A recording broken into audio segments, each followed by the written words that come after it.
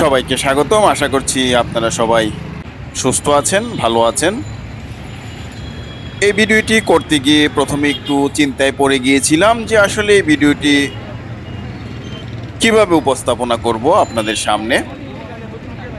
এই শহরটা আমাদের, এই দেশটা আমাদের, আমরা সবাই মিলেই কিন্তু এই শহরটাকে ভালো রাখতে হবে, আমাদেরকে ভালো থাকতে হবে। নিশ্চয়ই আপনারা আমি কি বলতে চাচ্ছি সেটুকু অবশ্যই বুঝতে পারছেন। সেই হলো হকার। কদিন আগে ফুটপাতে হকার মুক্ত ছিল, রাস্তাঘাট পরিষ্কার পরিচ্ছন্ন ছিল, লোকজনের যাতায়াতের কোনো সমস্যা ছিল না।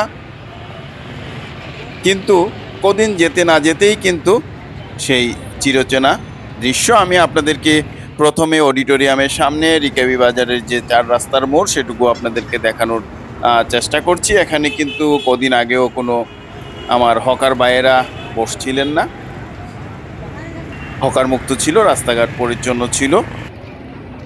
এখন আপনারা দেখতে পাচ্ছেন সারিবদ্ধভাবে সেই পুরাতন চিরচেনা রূপে সেই জায়গাটি।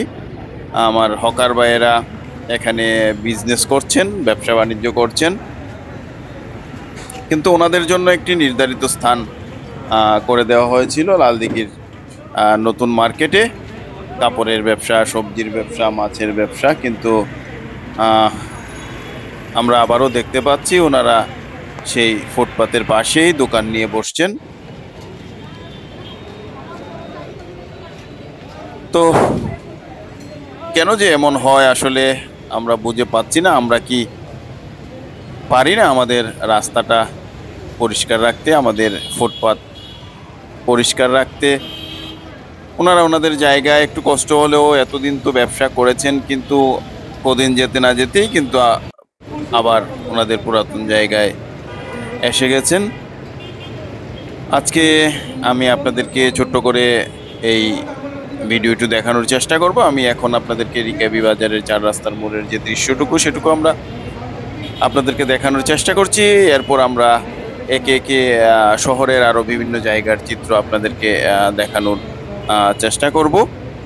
আমরা এখন আপনাদেরকে নিয়ে যাব, এখন আপনাদেরকে বাংলাদেশ ব্যাংকের সামনে তালতলার যে দৃশ্য সেই দৃশ্যটুকু আপনাদেরকে আমরা দেখাচ্ছি। আপনারা দেখতে পাচ্ছেন বাংলাদেশ ব্যাংকের অপোজিটে সারিবদ্ধভাবে সবজির দোকান নিয়ে দোকানিরা বসছেন, হকার ভাইয়েরা বসছেন। কিন্তু ওনাদের জন্য একটি জায়গা করে দেওয়া হয়েছিল লালদিঘির পারে। সবজির যে ব্যবসা, মাছের ব্যবসা, সবই ওইখানে ব্যবসা বাণিজ্য কিন্তু এই কতদিন যাবৎ চলছিল। কিন্তু হঠাৎ করে ওনারা আবার সেই রাস্তায় চলে আসলেন। আপনারা দেখতে পাচ্ছেন সারিবদ্ধভাবে এখানে ওনাদের ভ্যান গাড়ি নিয়ে ওনারা ব্যবসা বাণিজ্য করছেন এবং লোকজন এখান থেকে কিনছে। কিন্তু ওনাদের তো একটা নির্দিষ্ট জায়গা করে দেওয়া হয়েছিল, কেন ওনারা ওইখানে তো বসে করতে পারতেন। তো আবার সেই ফুটপাতে চলে আসলেন ওনারা। আমরা চেষ্টা করছি আপনাদেরকে একটু করে দেখানোর জন্য। আপনারা দেখতে পাচ্ছেন যে তালতলার সুরমা মার্কেটের সামনে থেকে বাংলাদেশ ব্যাংকের সামনে পর্যন্ত তালতলার ওনারা সারিবদ্ধভাবেই কিন্তু এই বিজনেসটি করছেন এবং সবজির ব্যবসা, পেঁয়াজ এগুলি নিয়ে বসছেন। ওনারা ওনাদের মতো করে এখানে ব্যবসা করছেন। কিন্তু আমাদের এই ফুটপাতগুলি যদি খালি থাকতো, পরিষ্কার থাকতো, দেখতে সুন্দর লাগতো, লোকজনের চলাচলে কোনো ব্যাঘাত করতো না। এখন আমি আপনাদেরকে আরেকটি দৃশ্য দেখানোর চেষ্টা করছি। সেটি হলো জেলা প্রশাসকের বাসভবনের সামনে, ডিসি অফিসের অপোজিটে জেলা প্রশাসকের বাসভবনের সামনে বন্দর বাজারে যে সিলেট কোর্টের ঠিক অপোজিটের রাস্তার যে দৃশ্য আপনারা এখানেও দেখতে পাচ্ছি। আমরা কাপড় ব্যবসায়ীরা সারিবদ্ধভাবে দোকান নিয়ে বসছেন, এখানে ব্যবসা বাণিজ্য ওনারা করছেন। কিন্তু ওনাদের জন্য কিন্তু নির্দিষ্ট স্থান ছিল লালদিঘির নতুন মার্কেট।